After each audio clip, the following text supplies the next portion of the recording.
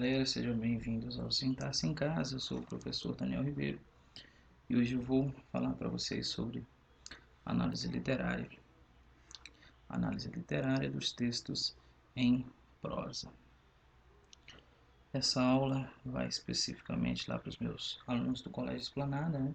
Lá eu dou aula de literatura e nós iremos ter um trabalho que vai precisar desses elementos que eu vou mostrar para vocês aqui. Nós temos aqui uma análise microscópica, que é aquela análise que vai pormenorizar todos os elementos que compõem a narrativa. O primeiro elemento que eu vou falar vai ser a ação, depois eu vou falar sobre o tempo, em seguida falarei sobre o espaço, sobre as personagens, vou falar dos tipos de personagens que nós temos, dos modos de análise dessas personagens, falarei sobre o ponto de vista ou foco narrativo, falarei também sobre os recursos narrativos que nós temos, que é o diálogo, é a descrição, é a narração e a dissertação, ok? Então, peguem os seus cadernos para fazer as anotações necessárias e vamos ter uma boa aula, bons estudos para nós. Vamos lá. A ação, que é a soma dos gestos e atos que compõem o enredo, o entrecho ou a história. A ação, ela pode se dar de duas formas. Ela pode ser interna ou ela pode ser externa. A ação se dá dessas duas formas. A ação interna é aquela que ocorre no interior da personagem. Ou seja, ocorre na mente da personagem, né? Ocorre ali quando a personagem está pensando, tal. Isso é a ação interna. Já a ação externa, como o próprio nome diz, ela se exterioriza. E ela se exterioriza por meio de gestos e atos que eu vou chamar aqui de visíveis. Isso aqui, a ação externa. A soma de ação interna mais ação externa é extremamente importante. Ação interna mais externa é extremamente importante para nós fazermos aquela análise psicológica de uma personagem. Análise psicológica de uma personagem. Claro que aqui nós adotaremos alguma teoria da psicanálise para fazer essa análise psicológica, mas os elementos que irão subsidiar essa análise sairão daqui da ação interna, da ação externa também, ok?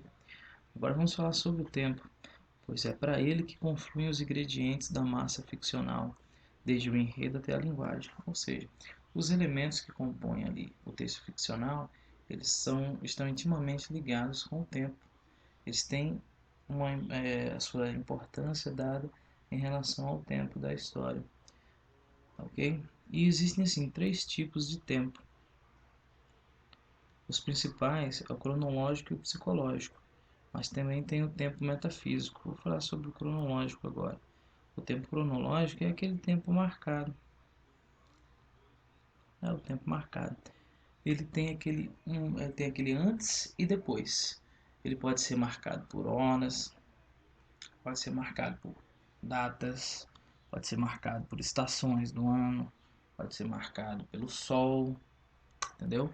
Ele vai ser marcado de alguma forma. Esse é o tempo cronológico. Já o tempo psicológico, ele é um tempo não marcado. Ele é um tempo interno às personagens. Ele funciona em círculos, né? Ele é um tempo não marcado. Deixa eu registrar aqui. Não marcado. Já o tempo metafísico, que quase nós não utilizaremos, não veremos falar por aí, mas é importante registrar. O tempo metafísico, ele é aquele tempo ele é um tempo coletivo, vamos colocar assim, tempo da coletividade. Deixa eu apagar para ficar melhor. É o tempo da coletividade. É um tempo do chamado sujeito transindividual. É o tempo da coletividade. É o tempo do sujeito transindividual. Ele vai funcionar assim dessa seguinte forma. Ele vai ser assim um tempo reversível, né? Ele flui em circularidade parecido com o psicológico e ele vai ser inalterável, né? Ele vai ser o tempo ali dos ritos, das festas sagradas, né? Então, quando as pessoas estão em ritos sagrados, eles estão em coletividade, tornam-se apenas um sujeito, é o chamado sujeito transindividual. E nesses ritos e festas, nós temos esse tempo chamado aí, o tempo metafísico. Nós não iremos utilizar muito, mas eu registrei aqui só para desencargo de consciência. Agora falaremos sobre o espaço, que é o local onde se passa a narrativa. O espaço ele é extremamente importante dependendo da forma literária, né? Por exemplo, se for um romance, se for um conto, esse espaço ele vai ter uma importância sobressaltada, né? Uma importância sobressaindo, que vai sobressair em relação a outros elementos. O espaço ele pode ser urbano, né? Ou ele pode ser rural. O espaço urbano vai ter como cenário, vou colocar aqui, cenário construído pelo homem. É predominantemente, tá pessoal? Construído pelo homem. Isso aqui como predominância. Ou seja, vocês vão ter aqui o interior de alguma casa, um shopping, uma loja. Isso aí nós chamamos de espaço urbano. O espaço rural ele vai ter como pano de fundo, né, como cenário, a própria natureza. Ok?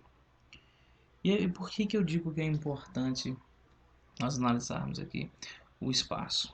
Se ele é urbano, se ele é rural. Porque, pessoal, algumas coisas só irão ocorrer com o espaço urbano servindo como plano de fundo.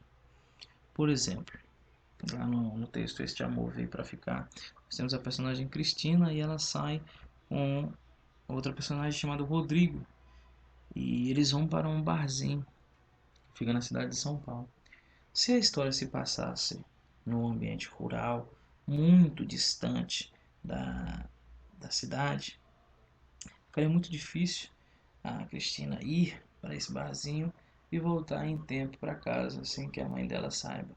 Então, estar num espaço urbano propiciou que essa ação ocorresse, né? Então, esse espaço foi extremamente importante para que essa ação ocorresse. E é fundamental que vocês analisem em que espaço predomina a narração. Depois nós temos aqui os personagens, que são seres criados para um texto narrativo. Podem ser pessoas, podem ser animais, pode ser sentimento ou objeto personificado. Sentimento ou objeto personificado. Por exemplo, aqui ó, nós temos aquele romance O Cortiço, em que o Cortiço é mais uma personagem. Apesar de ser uma espécie de objeto, né, ele é um objeto personificado. O Cortiço ele ganha vida na obra. Então, é uma personagem. Agora falando mais especificamente sobre os personagens aqui, que são as pessoas, né? Nós podemos analisar de uma forma mais clara. Essas personagens elas podem ser planas ou redondas. As personagens planas, elas não possuem profundidade. São personagens que não são dotadas de profundidade. Elas têm apenas uma qualidade,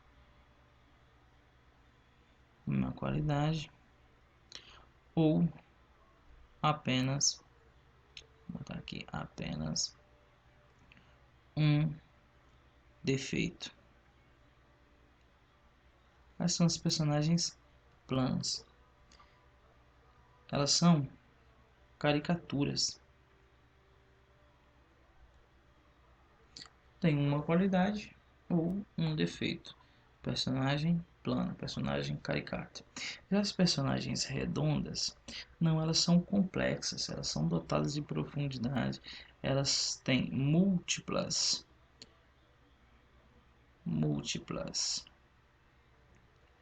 qualidades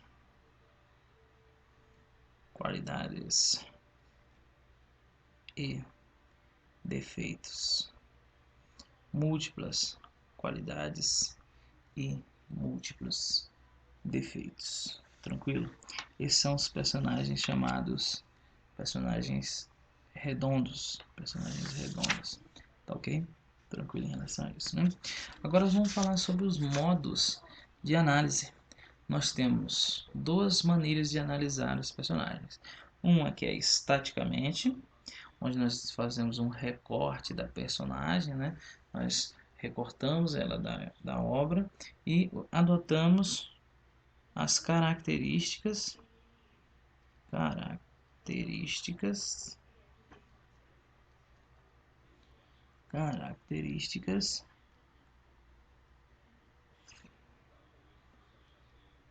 enumeradas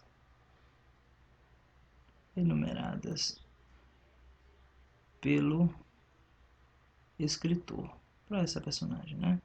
Características enumeradas pelo escritor. Por exemplo, o escritor diz assim: ela tinha os cabelos negros como a asa da graúna. Isso daí são as características de Iracema, né? Todo mundo sabe.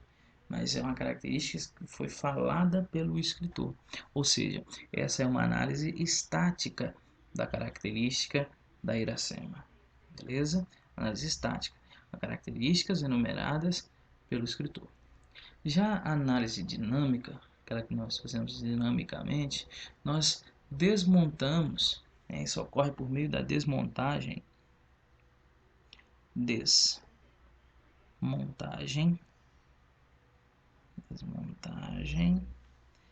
da mudança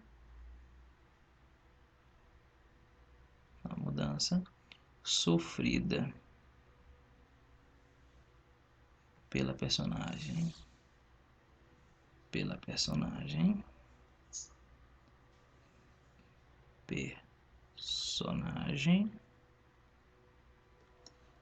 ao longo da narração. Ou seja, aqui nós fazemos uma espécie de comparação entre como a personagem começou e como ela terminou a obra.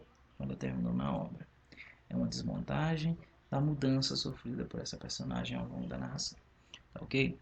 Agora vamos falar sobre o foco narrativo, que é a posição em que se coloca o escritor para contar a história. Ele pode ser narrado em primeira ou terceira pessoa. Na primeira pessoa, esse narrador vai ser chamado de personagem. Então, na primeira pessoa, o narrador personagem. E ele pode se dar de duas formas. A primeira é protagonista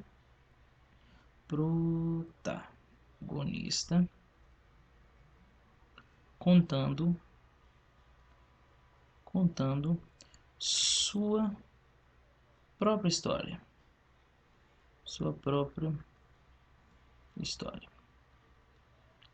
Assim como ocorre com Bentinho, né? Assim como ocorre com Bentinho lá em Dom Casmurro. Ou você pode ter uma personagem secundária. Aqui eu estou colocando secundária, mas pode ser o antagonista, pode ser qualquer outra personagem, né? Contando. Aqui contando nós vemos um sinônimo de narrando, né? A história. Personagem secundário contando a história da protagonista. Então essas são as duas formas de narração em primeira pessoa. Uma é o protagonista, a protagonista contando sua própria história, outra é uma personagem secundária, um personagem qualquer contando a história do protagonista, a história da protagonista. Na terceira pessoa nós temos duas formas. Nós temos a primeira, que é o onisciente, e nós temos o outro, que é o observador. Narrador onisciente, narrador observador. O narrador onisciente é aquele que sabe o que se passa, sabe o que se passa no interior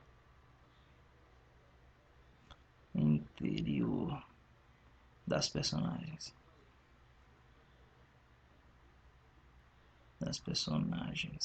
Ou seja, ele conhece a ação interna, né, das personagens. Ela sabe o que as personagens estão pensando. Já o observador, ele simplesmente nossa, sempre ficou horrível. Simplesmente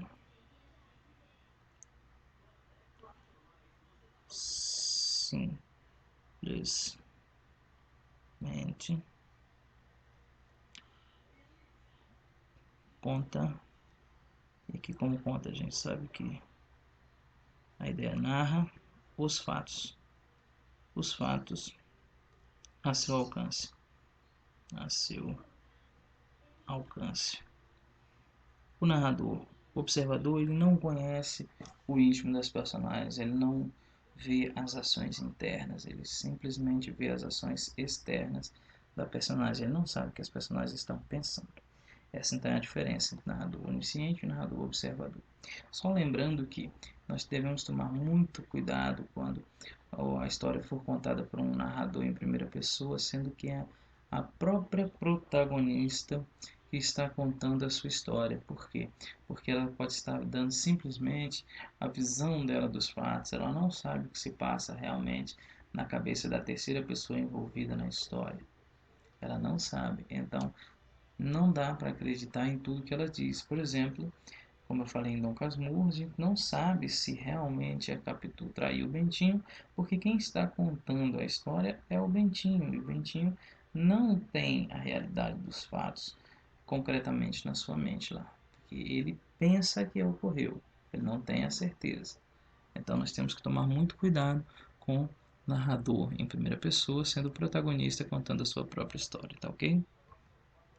Agora nós vamos falar sobre os recursos narrativos. Recursos utilizados para compor a narração. Um deles é o diálogo. Diálogo aqui, que algumas pessoas podem chamar de discurso. Então, diálogo podemos chamar de discurso. Ele pode ser direto ou pode ser indireto. Vou fazer um I maiúsculo, né? Indireto. O discurso, diálogo direto, né? Um discurso direto, ele vai ser a personagem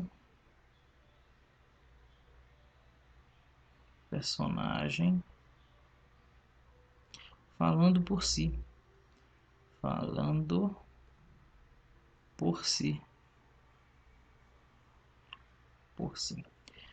Aqui, vou puxar aqui uma setinha, diz assim, ó, uso do travessão,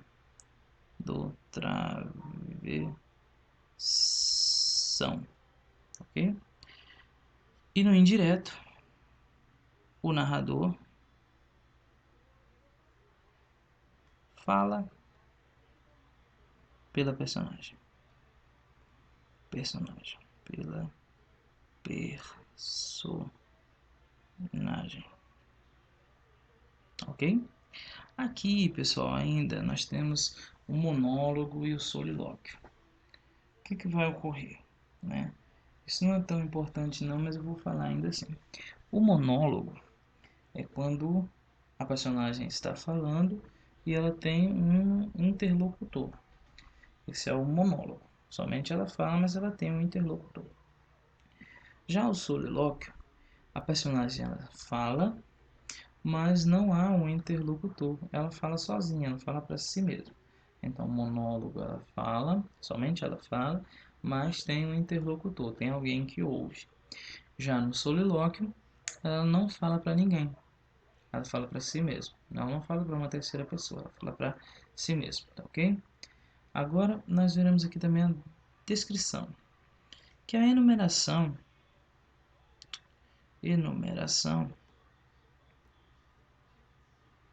de, estou sendo bem reducionista, tá pessoal?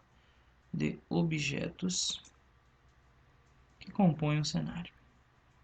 Estou sendo bem reducionista mesmo ao falar isso daqui, mas vocês não precisam de um conhecimento muito aprofundado para fazer esse trabalho para mim. Que compõe o cenário. É extremamente importante essa descrição para que o leitor ele crie o cenário ali na mente dele, para que ele crie a ideia de como está se passando aquela narração naquele momento, né? Então é extremamente útil. Já a narração em si, pessoal, são as ações, né? Os movimentos que ocorrem lá e são contados na história. Então não precisa nem escrever nada aqui em relação à narração. Agora já a dissertação é importante. Por quê? Porque a dissertação nada mais é do que uma explanação de ideias, ou conceitos. Pessoal, a dissertação ela pode ocorrer na fala das personagens. Ela pode ocorrer ali quando estiver tendo o discurso, né, das personagens. Ou seja, uma personagem ela pode defender o seu ponto de vista, pode defender a sua ideia no meio da fala dela. E isso vai ser chamado de dissertação, tá ok? Então esse é o nosso último recurso narrativo. E aí a aula fica por aqui. Mas eu vou recapitular aqui rapidinho para vocês, só para a gente não esquecer. Fizemos a análise microscópica, que é a análise que pormenoriza todos os elementos que compõem a narração. A primeira que nós vimos, o primeiro elemento, foi a ação. Depois nós falamos sobre o tempo. Falamos também sobre o espaço. Falamos sobre os personagens, né, os tipos de personagem, que são planos e redondos. Falamos sobre os modos de análise. Falamos sobre o ponto de vista, ou também chamado de foco narrativo. Nós temos em primeira e terceira pessoa. E falamos sobre os recursos narrativos, que é o diálogo, a descrição, a narração e a dissertação. Você deve estar pensando aí que eu esqueci o enredo, né? Mas o enredo eu vou deixar para uma próxima aula, para a gente falar mais sobre situação inicial, clímax, desfecho, essas coisas. Nós iremos falar em uma próxima aula. Então, eu espero que você tenha gostado. Se você não entendeu alguma coisa, eu peço que você escreva aqui nos comentários, que eu vou responder para vocês depois